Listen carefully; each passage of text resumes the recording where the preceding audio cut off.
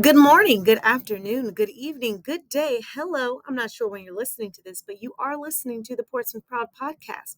I'm your host, E. Washington, the Public Information Officer for the Portsmouth Police Department. We serve a community that's not too far from the ocean, not too far from the bay, right on the river. And we are producing this police podcast for you. So you know what's happening in your city. You know the plan, and you know how you can be a part of it.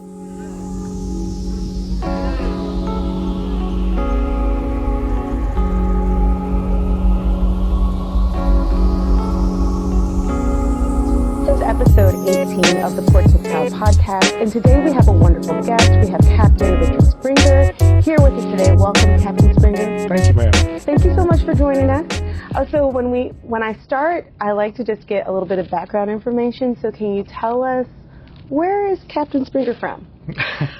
I come from a Navy household. My dad was in the military, and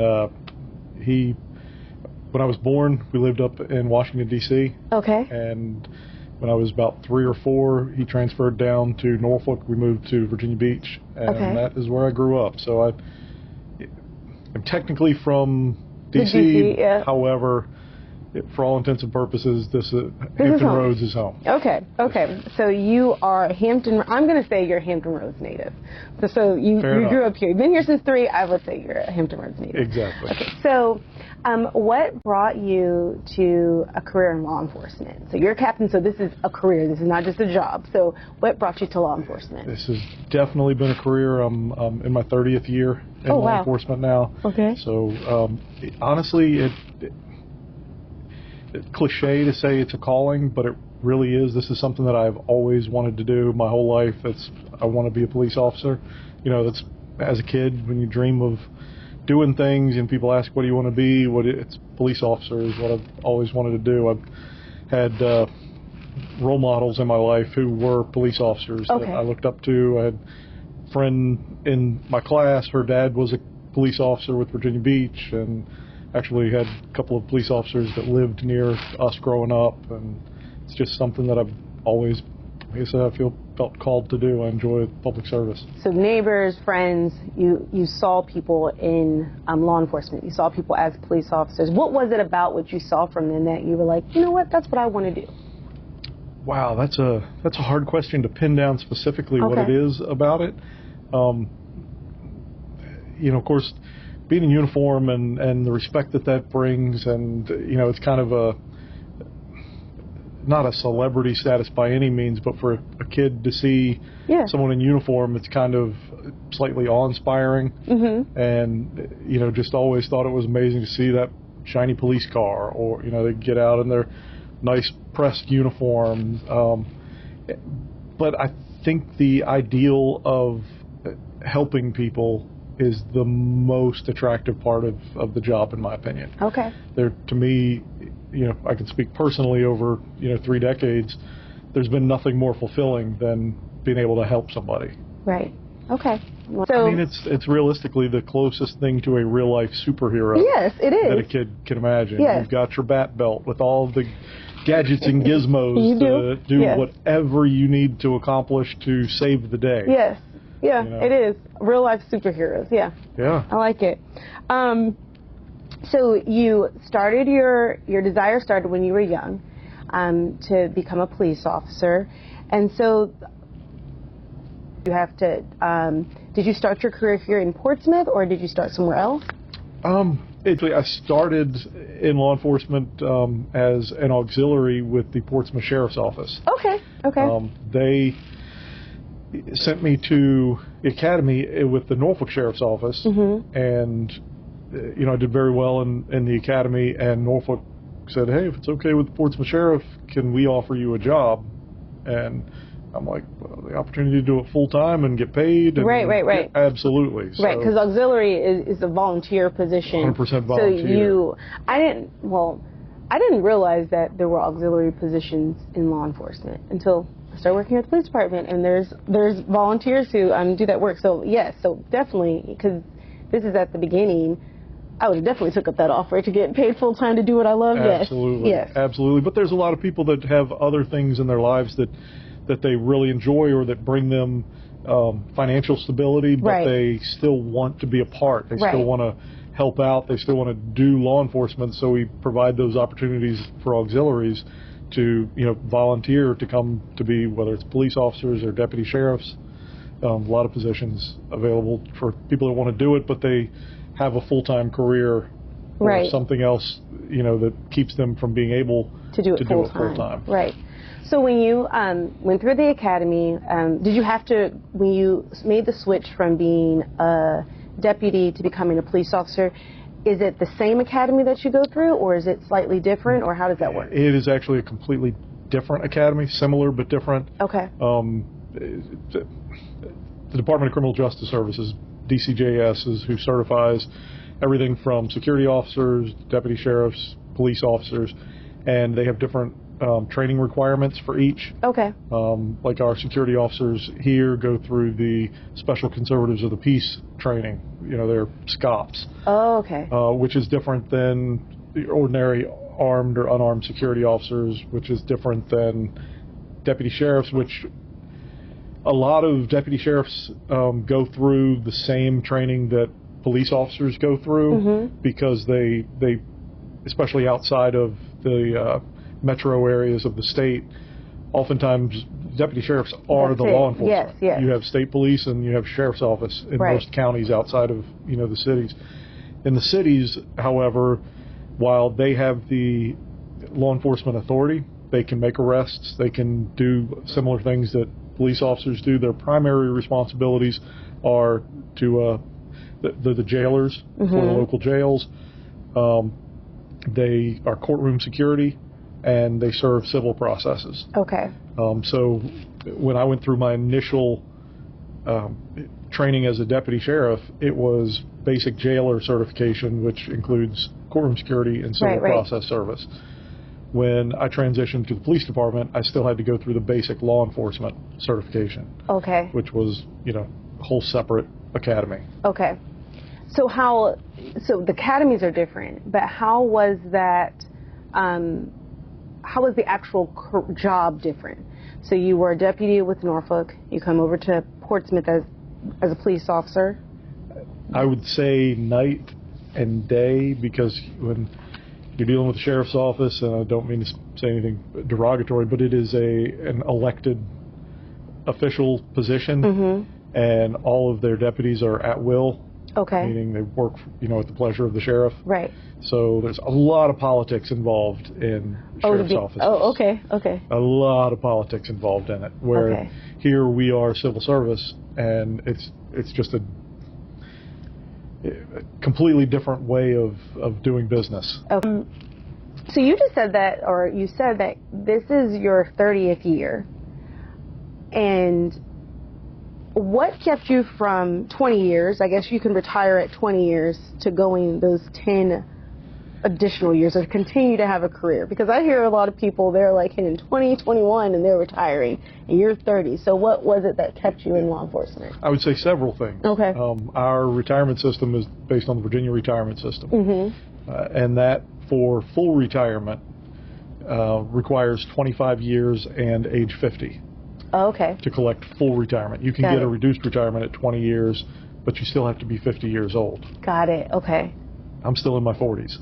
Oh, okay. Okay. So I started incredibly young. I was, 20 years old when I got hired with the sheriff's office. Got it. So Okay. I will be 50 in a few months, and then I will be eligible for retirement. For retirement. And Okay. I actually enjoy what I do. Okay.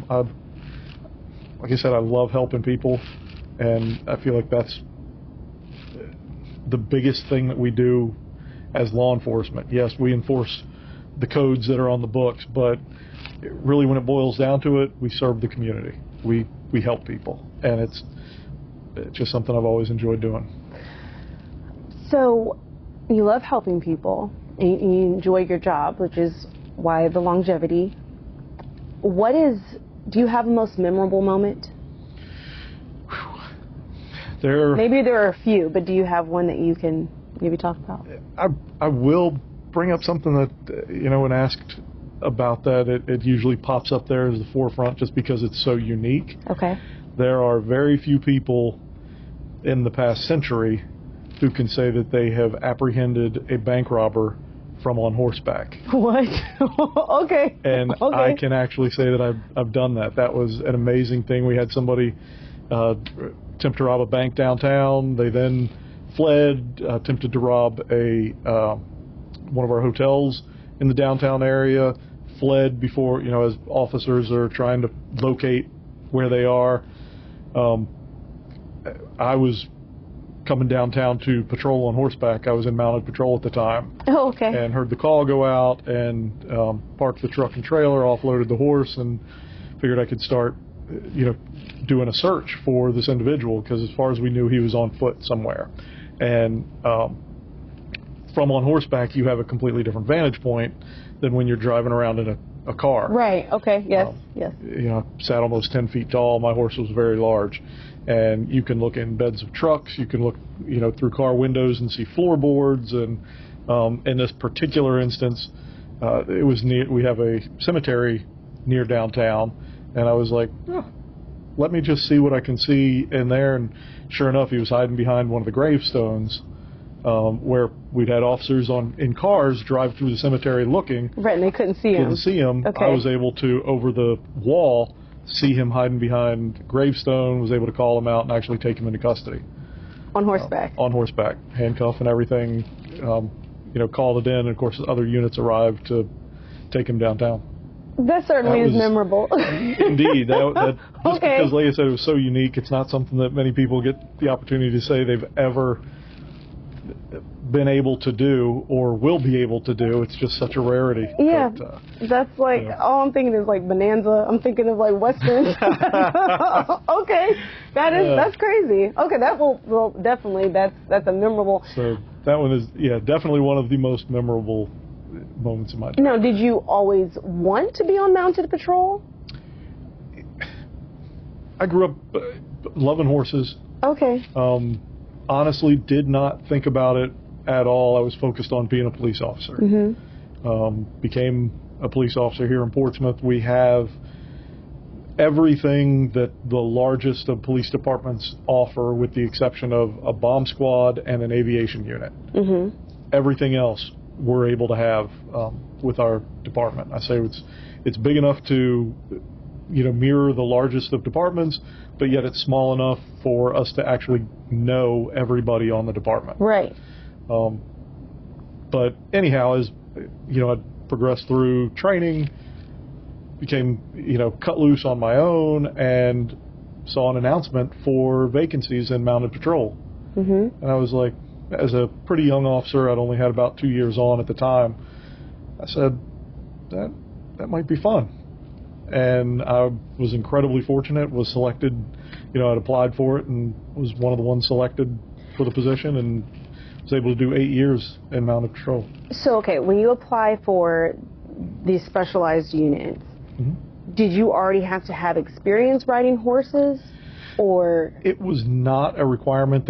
There are, there's a process where they see your familiarity with horses, and, it's the process of onboarding somebody into the unit, selecting who they want, that you have to go through. And I had done horseback riding, just pleasure riding, mm-hmm. As a kid, never had any formal riding instruction. And the trainer actually said they appreciated having somebody without any right. formal instruction, because they had a clean slate right. to go on. So I would say no, it is not a prerequisite that you have formal training beforehand. I certainly did not, and like I said, it worked out fairly well. Now, what does that training look like? It's pretty extensive, because okay. you have to learn how, you're already trained as a police officer, mm-hmm. and all the techniques that are required to do your job as a law enforcement officer on the ground. Mm-hmm. Well, now you have to go through formal rider training and learn how to properly ride and control a horse. And in my case, my horse was about 1,800 pounds. That's a lot of liability yes. there if you don't know how to control them. And you have to, like I said, learn how to take care of the horse. You have to learn how to take care of the gear. You've got to learn, all of the control techniques and your balance, because, they move constantly, Right. four legs moving around. So you've got to learn how to maintain your balance, and then you also have to learn how to now incorporate law enforcement techniques Right. into this new platform. So it is, a 3 to 4 month long initial training program that you go through to be a mounted patrol officer, and then, of course, constant training throughout, because it's something that you have to maintain familiarization for both you as well as the horse. Right.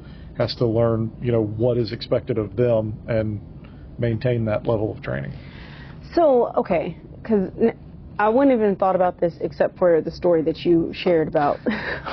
Because every time I see the mounted patrol, I'm seeing that, the horse is walking. So does the horse trot? Or are you galloping with the horse? Do you ever actually have, if you're on mounted patrol, pursue somebody and you're like running with the horses? You can. Okay. It is discouraged simply because steel shoes, concrete pavement. Got it, yeah. Not the greatest attraction. In fact, they actually weld borium deposits on the shoes to give them almost like cleats in the pavement. So if you see one that's very spirited, oftentimes you will see a bunch of white marks right on the ground where they were, and that's from that borium digging into the concrete or the pavement to give them some traction. Yeah. Also, you have to figure these enormous animals, the weight and the joints, and there's only so much to absorb the impact pressures of, whether it's trotting or cantering, what have you, other than, their joints. And it's really hard to do so on, or to expect that of them on pavement or concrete. Right. Okay. So we do trot, we canter, we do all the gaits. So you train that way? Absolutely. Okay. Yes, indeed. And that's part of the initial rider training, is learning how to handle a horse at all of the proper gaits, and something called posting, which is, moving your body in accordance with the movement of the horse. So, okay. If you're familiar with horseback riding, you know what posting is, but otherwise you see somebody, they're moving, bouncing very smoothly. Yes. But there's a purpose behind and that's bounce. Intentional. Yes. Okay. Because otherwise you literally would just bounce down, off of the horse if you're trotting and not posting. Okay. So you learn to move with the horse. And yes, we absolutely will run if needed. Generally, though, we are a slow-moving deterrent. Draws an incredible amount of attention. So you're stopped an awful lot just talking to people and letting people come pet the animal. And, right. And like I said, I would not have even asked the question, but I'm like, okay, it was involved in finding a robber. So now I have a question. There have definitely been times where, especially you are need to get from point A to point B rapidly, and you hit either grassy fields or grassy medians, things that you try to not run them on the hard surfaces if at all possible. So you were in mounted patrol for 8 years, and you said this was like early in your career. You've been an officer for 2 years. So you're now a captain, so you have went through, you're part of leadership, upper leadership, and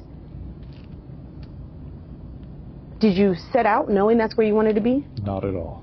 Okay, so how did you get here? How did you become captain? I have had a lot of just incredibly fortunate opportunities to do a lot of different things on the police department. I've been a member of SWAT, and I mean, a lot of it comes with having the willingness and the desire to go above and beyond. And if, again, with our department, the size that it is and the amount of collateral opportunities that you have, the chances are there to do a lot of different things if you want to do. I was a bike officer, riding bicycles, and as a community officer, and like I said, I joined the SWAT team, over 20 years ago now, and did time on that, and joined transferred when I left Mounted Patrol, transferred into our Tactical Response Unit, which was full-time SWAT officers as well as our Marine Patrol and dive team, and became dive certified, and I have a actual Coast Guard captain's license, merchant mariner's credential for operating boats. And like I said, I've had a lot of incredible opportunities throughout my career and really enjoyed being an officer. But about 14 years into it, I had a supervisor ask me one time if I was going through the promotional process. And I'm like, yeah, I plan to take the test, be familiar with it. At that point, I was a master police officer, and one of the requirements for maintaining the master police officer title was you had to take and pass the promotional exam every time it was available. Oh, okay. So I was like, yeah, I'm definitely going to take it just to maintain MPO, but I'm not trying to become a sergeant or anything like that. And he encouraged me in several ways to take that step. Okay. And I did. I managed to get promoted to sergeant and then to lieutenant and captain. I've served as an interim assistant chief. I've had a lot of, like I said, a lot of incredible opportunities here. So you said you were the master police officer, and then you take a promotional exam. You have to take a promotional exam to maintain that title or designation. Correct. So what is it a separate test to be a sergeant, or there's other things that go in with your package to become a sergeant? How does that work? The process is more than just a written test. Okay. The written test is a requirement. Passing the written test is a requirement to maintain master police officer title, but that was also one step in the promotional process. Okay. You still have practical exercises. You've got an assessment center process, interviews, things like that you still have to do to get promoted. So can you describe what's the practical application process? We'll just use one possible scenario. They call it an inbox situation where you would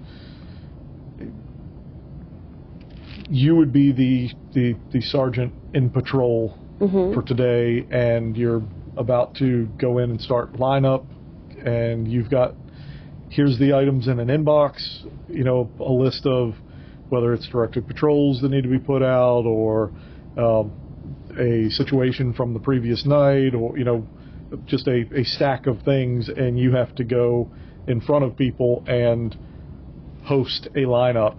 Okay.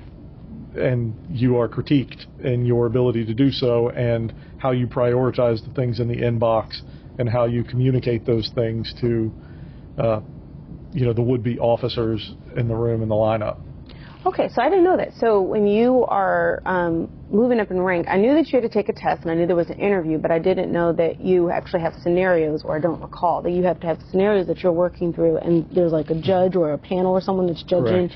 Oh, okay, that's interesting. So when does that portion happen? Does that happen after you score a certain level on a test? Do you have to put in that you're trying to promote, and then you work through those scenarios, or? You apply to promote just to take the test. That is if you reach a certain, if you pass the test, then you would go on to the assessment center process, which that is part of that assessment center. Now, does does a sergeant and a lieutenant take the same promotional test? No, it is geared specifically to the job position. Okay. And obviously there's different requirements, different ranks, different things that there are a lot of similarities, a lot of questions I do think overlap. This is done by an outside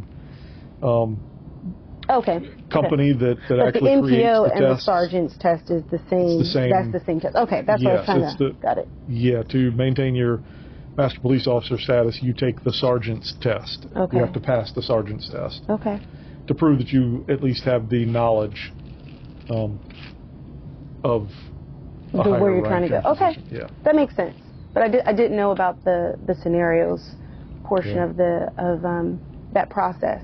But this is a good time to take our community break, and when we return with Captain Springer, we're going to talk about some of the challenges and changes that he may have seen over the course of his career.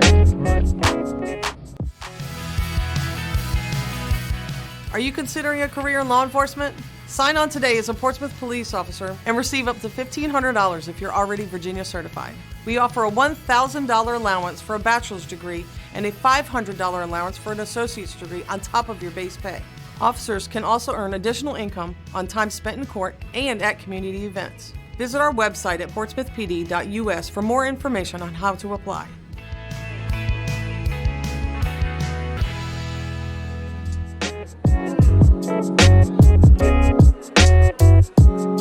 Okay, so we are back, and we are back with Captain Springer. He is a 30-year police officer, veteran, and we're going to talk about some of the challenges he may have seen on the force, as well as some of the changes that have taken place over the last 30 years. So you can talk about a case, or you can just talk about generally, but what is maybe one of the most challenging things that you've experienced as a police officer? Most challenging thing experienced, personally, one of the biggest challenges, or one of the most difficult things, would have been a particular instance where I was on the SWAT team, and we had two guys from the stack actually received gunshot wounds. Oh. And that eventually resulted in the termination of the suspect. And, you know, that was an incredibly impactful moment in my career that I would say it gives you a whole new perspective on things. You know, one of the big challenges is, I would say, getting over such an incredibly traumatic experience, but realizing that you know, you never actually get over an experience like that, but it makes you realize the extent of trauma that is experienced in this line of work. Mm-hmm. You know, like up until that point, you are, you know, I mentioned before, you know, the real life superhero. You have in your mind to some degree that you are Superman. You're trained, you're equipped to handle anything that comes your way.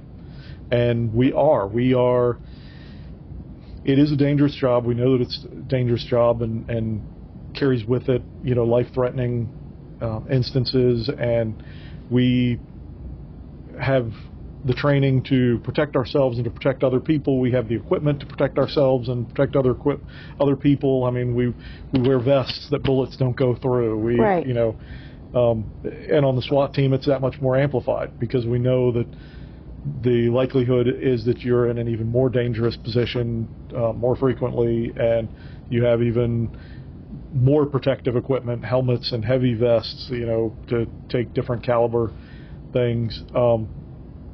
But I don't think it ever really sets in that the degree of vulnerability Mm-hmm. that you have, because at the end of the day, you are still just another human walking down the street. You know, bullets hurt and bullets kill. Right. And you know, it brings a whole new degree of what reality is to mind. And I would say that was quite challenging, to say the least. That, you know, again, it's wow, we really can get hurt. Right. Our lives really are in danger. And is it a everyday thing? Do we face being shot at every single day? The potential is there. The likelihood is not. So you have to balance that. You know, be vigilant, but at the same time, don't treat everybody like they're Right. out to end your Right. life. But at the same time, like I said, that particular instance just really makes you realize the risk that is out there, the stakes of what it is that we do. When this event occurred, where were you in your career? How many years in were you?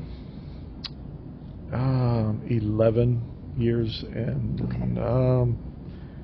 11 years on the department, 13 years in law enforcement. So what?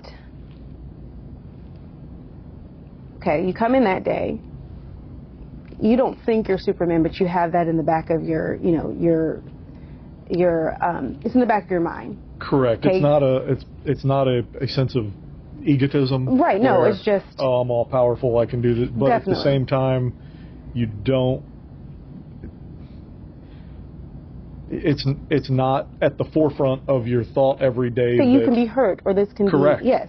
Got it. Correct. We physically train to be in shape and be healthy, and we practice at the range. We know the positions to take, to better ourselves. So yes, it's almost like you don't truly realize the degree of You know danger. the danger theoretically, but now you come in. You're Officer Springer. You experience it. You experience real danger. You see your fellow officers get shot. How do you come in the next day and work? What does Officer Springer do in between seeing his fellow officers get shot, realizing, oh, the danger is real? What did you do in between there to be able to go back out? Because I would think that there's still there's a mental switch, there's a change in that. So what did you do? Specifically, I don't know that I can tie it down to any one thing, except that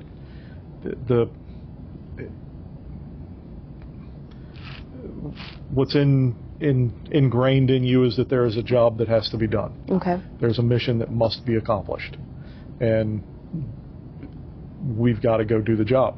Okay. At the end of the day, whatever happens today, the sun's still coming up tomorrow, and there's still a job to do tomorrow. And it's expected of us to do that job no matter what we face today. Got it. And so you push through. You keep doing what needs to be done. And I'd be lying if I'd say there wasn't, a degree of alcohol consumption that comes with experiencing something like that. And I say that in jest, but no, there is. There you have to deal with the stress somehow. Mm-hmm. And whether it is talking with a professional, which I would recommend, anyone that goes through something so traumatic to talk with a professional. Mm-hmm. Whether it's talking amongst each other, we were a very tight-knit group, especially the SWAT team in particular, and we've all experienced it now. You know, and so a lot of conversation goes on amongst that group. But like I said, at the end of the day, it's a bunch of highly motivated individuals that are here to do a job and know that that's what we've been told our whole careers. The risk is there. Mm-hmm. And now you realize it's real. Right. But yet we still have to do the job. And we knew going into it that this risk was there, but we came to do this job. We are still out there to help other people. We can't just not do it. Right. Or then everybody suffers because of it. So, okay. So I'm guessing this is early 2000s when this is happening. Because having some conversations with others for the podcast, you hear them bring up currently how there would be a peer support group. In this time, were there peer support groups? With based on your face, maybe not, or not the one that you were going to? It was not at all what it has become now. And okay. Even the way it is now, it's not perfect. Mm-hmm. We still have a way to go. There's still a certain stigma that goes with seeking professional help. Right. And back then, it was suck it up, Buttercup, and get on That's okay. the job was the attitude. That was the mentality back then. That's a change that would have occurred over the course of your career. Absolutely. Okay. It has changed dramatically, and I would say dramatically for the better. Okay. Because we become really good at compartmentalizing. But as I've had a professional explain to me one time, well, it's great that you can put things into boxes, but what happens when those boxes get full? You're not actually dealing with anything. Right. And when those boxes get full and there's nowhere else to put anything else, and you get faced with something else, that's when stuff overflows and you potentially do things that you shouldn't or wouldn't ordinarily do, or say things you wouldn't ordinarily say, and it just so dramatically can turn somebody's life for the bad. And in this line of work, decisions that we make so dramatically affect other people's lives. We do everything we can to affect people's lives for the better, and oftentimes at the cost of our own. Most police officers are not on their first marriage, and there's a lot of sacrifice that goes into what we do, and a lot of negative outcomes that are, I would dare say, a direct result of what we do and what we face every day, and especially with the previous mentality of you move on, you just deal with things rather than truly dealing with the situations. And you have a tendency to become more and more associated only with people who are experiencing the same things you're experiencing. And it's great that we become an incredibly tight-knit group as law enforcement, but oftentimes that is at the expense of our family, that's at the expense of our friends, and can be the expense of the community if we aren't careful. Because we build walls to protect ourselves, and we have a really difficult time, or have in the past had a really difficult time with maintaining those connections. Something bad happens, we throw up a wall, because it's just a self-defense mechanism, and you don't discuss things with your spouse because either they don't deserve all that weight and psychological trauma, or they don't understand, or because they're not doing this, and now you're creating distance between you and the people who matter the most in your life. So you brought that up because I was going to ask, but I didn't know how I was going to ask the question. You're a police officer, and you're a family man, so assuming you're married, you're a police officer at the time when you were before captain. Then you decide that you want to be a part of SWAT. How do you come to those decisions? Because I would assume, like, as a wife, that, okay, I know you were doing something dangerous, but now you're trying to do something that's even more dangerous than what we we might agree to. So how do those decisions, are those things that you talk about with your spouse, or what would you say to a young officer as he's making, or she is making, those decisions? A couple of things. I would argue that it's, in my opinion, safer than the day-to-day. Because of the fact you do have an extremely greater level of training that goes into it. Got it. They train numerous hours every month. I won't go into all the specifics of what goes into SWAT operations, but they also are much better equipped. They have more protective gear, whether it's what they wear to the armored vehicles. They are, more capable of handling the high threat situations. They also go into the situations knowing that this situation is bad. That this person may or may not have a firearm on them, or generally before the team gets deployed, you have a lot of information. Got it. You know that, okay, this person has a rifle and he's threatened to use it on officer, or he's shot through the window at somebody walking down the street, or whatever the situation may be. You generally have those details before you actually deploy as a team. Okay. Whereas everyday officer, you make a traffic stop, you may be pulling somebody over because they rolled through a stop sign. Unbeknownst to you, they just robbed a bank 2 blocks down. That's true. Okay. They're rolling through a stop sign because the only thing on their mind is escape, and now they're breaking out a fully automatic rifle at you when you were prepared mentally for writing a summons, because that's what you've done 1,000 times over the past year. Right. So I would argue that it's actually a more safe thing to do than even the everyday job as an officer, in my opinion. Yes, you face more dangerous scenarios, but going into it, so you're better prepared. Many of the details of that scenario, so you know how dangerous that scenario is. And yes, you are better prepared mentally as well as equipment-wise and such. You generally have a plan before you get to go. You have, where any other call for service, you are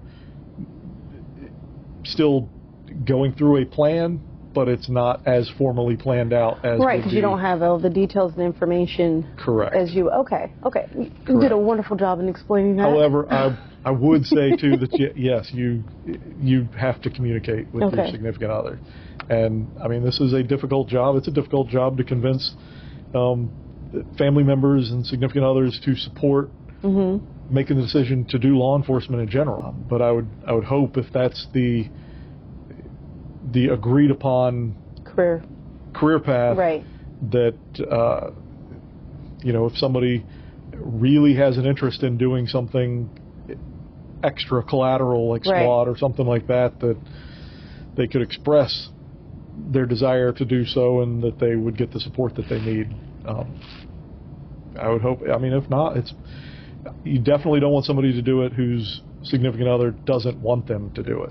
It makes sense. I just was wondering, because in my mind, SWAT just seems like, because the scenarios or the situations are more dangerous, seemed more dangerous until you explained to me. Until you explained that you are, as you've explained it. Just some enlightenment. You have more information, huh? just some enlightenment. Yes, I was enlightened. Yeah. Thank you. Thank you very much. We briefly talked about, like, peer support is something that is changed over the last 30 years. What are some other things, positive or otherwise, that have changed? Technology, I would dare say, is probably the most glaring change. Okay. When I started, all reports were handwritten. Oh, okay. We didn't have computers in our cars. We did have portable radios, at least. Right. We didn't have to go walk to a call box and call dispatch or whatever, but the amount of technology has changed dramatically. Something as simple as an expandable baton. Oh, okay. We didn't have those when I came on. We had, it was a Monadnock brand PR24 nightstick. Yes. And now they were rarely ever carried. They were kept in cars, but you hardly ever carried them because they were so bulky and cumbersome. And if you put them in the ring on your belt and you had to chase somebody, odds are it was going to give you a Charlie horse in your calf. You rarely ever carried them. Right. Whereas now, I mean, here I'm a captain, and I've got one on my side. Got it. A baton, that capability that's right handy. Tasers was not something that we had access to. Okay. There's so many things with technology. Email. We didn't have email addresses when I came on, which there's pros and cons to it. Yes. What are the pros to it? No way. Pros are the instant communication, and the cons are the instant communication. Right. Okay. But that's why I say technology it's leaps and bounds. Cell phones. Yeah. If we had something that you didn't want broadcast over the radio, dispatch, of course, as they do now, say, call our office. Right. Of course, now we have encrypted radio channels Right. and all that stuff, but we would literally stop at a payphone and dial 911. Hey, this is Officer Springer. I was asked to call your office. Got it. And Okay. then Didn't we even went think about, okay, yeah. to now everybody has cell phones, and you call a cell phone. When I first started on SWAT, we had pagers. Mm-hmm. You know, you carried a beeper around with you. And, you know, of course, the transition to cell phones, it's made things so much easier, so much more convenient. Not to mention being able to pull up information. You know, we walk around with a computer in your pocket at all times. Yes, okay. And the apps that allow so much more productivity, whether it's, we were at Rock the Block a couple of days ago, and the city has the 311 app that we can go in and log up. While we were doing that, I noticed that a particular corner, the pole was there, the street signs were gone.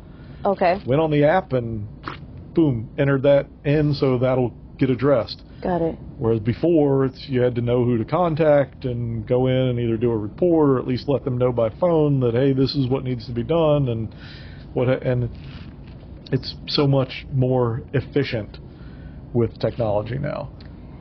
I keep saying, I didn't think about that. Like, I think about, like, the individual pieces, but I think of the pieces of technology, but I'm thinking of them, I guess, on a macro. But when you start, like, the apps, because I'm thinking of the phone, but then you say, like, the app, and you can put that information in, and that you don't have to go and find which department you need to. Those do make a difference. And being able to be immediate, to address something immediately within the community is helpful, which leads me into, like, we just had Rock the Block on Wednesday, went out on Monday with the door hangers, and you all went out and actually did the work on Wednesday. Is that something that when you started, were police departments doing that kind of involved in that type of community work? No, we community-oriented policing had started to take hold in the mid-90s. Okay. But we didn't know what that looked like. We knew that we needed community involvement. We knew that we needed to be more involved in the communities. We, as a department at the time, when I started, had a community policing unit. Okay, yes. That was full. We had over 20 officers assigned to this. You know, they were neighborhood impact officers, and we had an officer assigned to every neighborhood, and they became intimately involved with their neighborhood. And that's a great thing. When people in the neighborhood know that, okay, if I have a problem, I can call This Officer Smith. And Officer Smith knows all the problems that have gone on in that area. Right. The problem was that we had a really good unit of officers that did community policing. Right. The rest of the department just did traditional policing that we've done for decades. Okay. And so we have, over the past 20, 30 years now, been incorporating community policing into the entire department, and now into the entire city government with, you know, Rock the Block isn't just a police department thing. Our reset walks and other community walks that we do as a department aren't just the police department. We involve all the other departments as well as, you know, invite people from the community to come out and participate. And we didn't have that level of, you know, holistic involvement in that effort. Right. So that has changed dramatically. Okay. Well, I think this is a good place to take our final community break, and when we return, we'll get Captain Springer's thoughts, his final thoughts, and just also some advice for younger officers.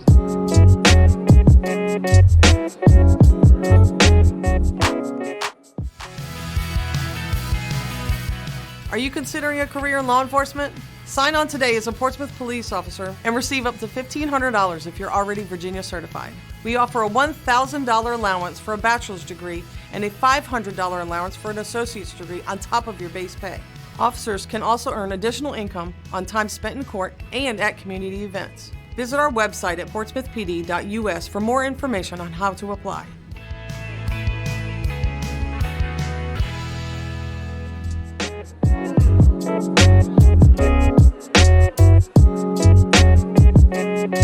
Okay, so we are back with Captain Springer. We just want to thank him for giving us a little bit of his time, a lot of his time this Friday afternoon. But I want to know, like, your advice for a younger officer. Like, you had mentioned when you were 14 years in, I believe your supervisor asked, are you going to take that promotional exam? And you said yes. Did you have a mentor or any mentors within the agency or within the community, and did you seek those people out to help you along the way to make those decisions for your career? Well, first, I appreciate the opportunity to have this conversation. So far as the mentors, I would say that no, I did not have mentors specifically to guide me along, or maybe intentionally guiding me along, with the exception of that lieutenant that I explained, right, had encouraged me to promote. I had, idols or heroes that you try to emulate, but so far as somebody to guide me along the path, I unfortunately, no, that was something that we didn't have with the police department back then. That I know we've been working towards developing a mentor program currently with it, because that is something that could be of real value to younger officers. I think I probably would have gotten a lot out of it if we would have had that when I was a young officer. So far as advice to younger officers, always try to improve yourself. Been to various leadership trainings, to include the FBI National Academy. Got a bachelor's degree in criminal justice. I believe in formal education and what you can learn from that. And I think that you should always be training to be better. You should always be continually trying to improve yourself. And with that comes different perspectives. As you learn more, your perspective changes. Right. I like to use the analogy of vision. The more you know, the less blurry that field of vision becomes, the more you're able to see more clearly. Yes, if my vision's very blurry, but I can still see, there's somebody there in front of me. But as it becomes more clear, I can see, it's a female, glasses, long hair, and that's, you just, and I can see there's stuff over here, and and the same thing, you learn, you gain a broader perspective, and as you take on more responsibilities, you have to live up to the role and learn about all the different aspects that you've taken on and are responsible for. And like you always want to better yourself, you should always be trying to better wherever it is that you are, and you should be trying to come up with new ideas or different ways of doing things. And with all the different trainings that I've been to, I have been blessed with the opportunities to network with a lot of other agencies. Like I mentioned, the FBI National Academy is comprised of law enforcement executives from across the world that meet for, it's a 10-week training program. Very Do you go away for that 10 weeks? Yeah, or? We're actually up in Quantico. The FBI Academy up there. Cool. And that was quite an opportunity to have a ton of classes. They're college level courses that you're taking, but at the same time you are networking with law enforcement executives across the globe, and these are still folks that I reach out to regularly. We have back to the improvements in technology, email distribution list with everybody on it that we regularly are, hey, is anybody having a problem with such and such, or does anybody have a policy on this, or what, and people contribute to that. We're coming to the end of this podcast, but I do have two final questions. The first question. I'll try to keep it brief. No, it was me. It wasn't you. It was me. I had all the questions. I'm grateful that you have given me more than an hour of your time as a police captain. So thank you. But my first question is, what do you feel is your greatest achievement over your 30 years as an officer? Wow. My single greatest achievement, as a supervisor, I've always looked at, I've always measured my success by performance and success of my officers. As a sergeant, when I was a sergeant of a patrol group, I was always proud to say that, as I moved up, every person in that patrol group went on to promote or move on to specialized units. Okay. And I would say encouraging other officers to be their best and even be better than what maybe they think they can be. I would like to think that would be my greatest accomplishment over 30 years. And that's, it's saying a lot, because I've saved lives and don't want to diminish that sort of thing. But I know the most fulfilling thing is helping others. This was long ago, working a moonlighting gig at a convenience store.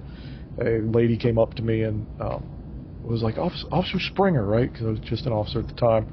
And of course, immediately the wheels start spinning, like, the Rolodex flapping through. Who is this person? Who is this person? That face, I don't know who this is. And she's like, you probably don't remember me. And I'm like, bent the truth a little bit with, your face looks familiar, but I just can't place the name. I can't think of it. Truth is, I didn't know her from Eve. I had no idea. Oftentimes we find ourselves interacting with so many people that it's impossible to remember all of them, and I have a lot of respect for some officers that do seem to have that photographic memory where they know everybody that they deal with. But meantime, when she knew my name, and I'm thinking, oh my gosh, could this turn badly very quickly? And she's like, you probably don't remember me, but you arrested me once. And instantly it's like, oh no, here we go. And she's like, but you changed my life. And I'm like, no, really? How so? She's like, when you arrested me, you were so kind, and you explained, what you were doing and why you had to do it, and it's because decisions that I made, and she's like, and you really just made me think and reassess what I was doing with life and made changes. And that has been hands down the most positively impactful moment in my career, realizing the difference that I made in somebody else's life. So a difference that I completely thought was insignificant. Certainly had no memory of it at all, but it made that much of a difference for her to come and talk to me about it, seeing me, working a part-time gig, seeing and realizing, and that moment I realized the influence that we have as officers and how extreme it is to everybody else.